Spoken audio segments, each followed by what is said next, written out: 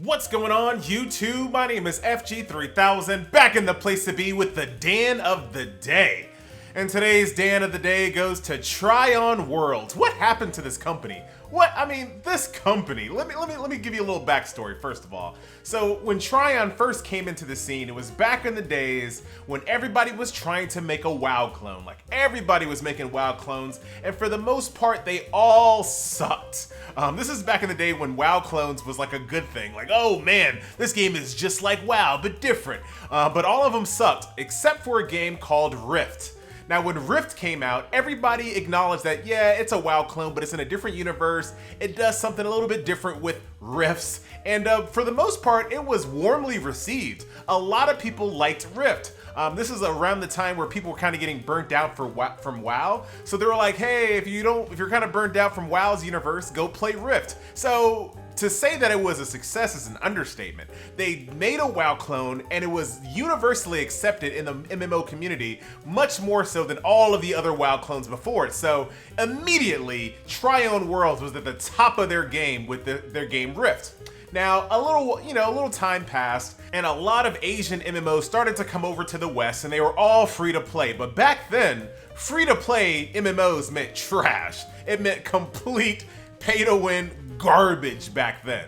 Nobody liked free to play when it first came out because, like I said, most of it were Asian MMO grinder games that were all pay to win through and through. Then Trion came along and said, you know what, we're gonna make Rift free to play, and it's gonna be the fairest, most amazing free to play system that you've ever seen. We're gonna show you that free to play MMOs can work, and it did.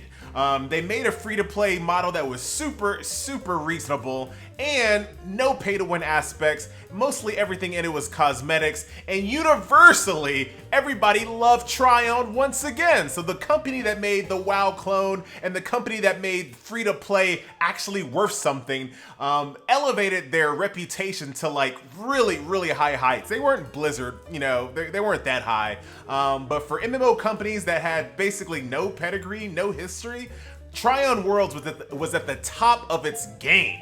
I'm actually really enjoying doing this history lesson. I'm actually doing this off the top of my head. There's no script. You know how we do it on the FG channel. So anyway, Trion then dabbled into a game called Defiance. Now, I'm gonna give Trion a pass on Defiance. They tried something new. They tried to do a first-person, third-person shooter game tied to a sci-fi television show.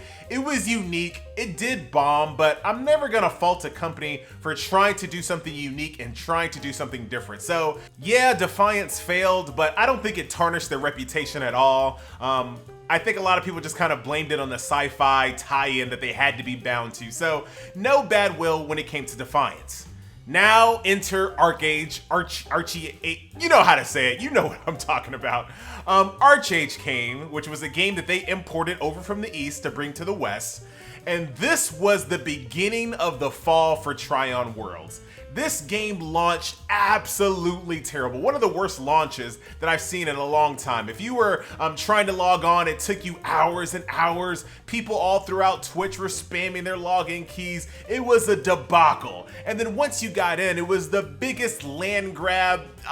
Pay to win aspects, land grab, the labor system. Almost every single thing that could go wrong with Archage went wrong with Archage. And the bad part about it is all the beta players said all of these issues prior to the game launch. Like, these weren't new issues. These were issues that the beta players constantly brought up, constantly had forum posts about, that Trion was like, meh, who cares? So Archage released in a terrible state, and it absolutely tanked their reputation, and it kind of still is tanking their reputation. Every time you turn around, you see Trion adding some other weird pay-to-win labor type aspect to Archage, making what remaining players they have in the game even more upset.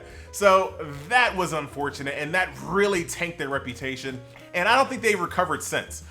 They did get a little bit of goodwill with Trove, Tons of people like Trove. The numbers since the game has launched have been plummeting. If you look on Steam, the numbers are nowhere near as good as when it first came out, but most people kind of respect Trove as a pretty, above average Minecraft RPG MMO style game, and most people are pretty okay with that game. However, in what seems to be what Trion is now famous for, they went back to Trove and made it less free to play than it was before. They went back to Rift and made it less free to play than what it was before. So you add that in combination to all the pay to win, labor, cash grabby, land grabby aspects of ArcAge, it plummeted their goodwill once again.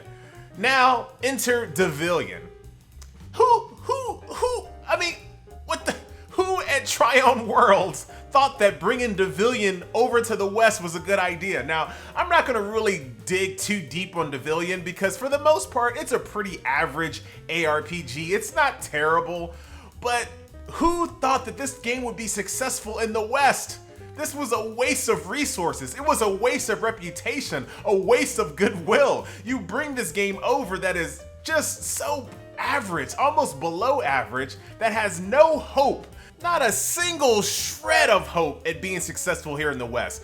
I know they say hindsight is 20/20, but when this game was announced, I knew it wouldn't be successful in the West. I mean, most people knew this game wouldn't be successful in the West, and all it did, like I said, was bring their reputation down even further. And now, once again, Trion Worlds looks like they're back on the uptick with a game called Atlas Reactor, which looks pretty cool, looks very innovative, very different.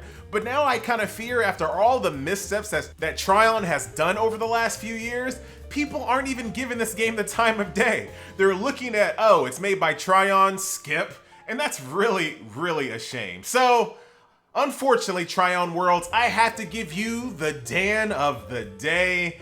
And you really can't blame anybody but yourselves, and that's really unfortunate. But hopefully Atlas Reactor gets its due, and hopefully Trion will eventually get back to what they were before. A company that wasn't afraid to be a trailblazer, wasn't afraid to be innovative, different, unique. Hopefully we get that company back, because you know what? In 2016, that is a rare quality indeed. Once again, my name is FG3000. That was the Dan of the day. Don't forget to like this video, share this video, subscribe to this channel, or you just might be the next Dan of the day. I'm watching. Later.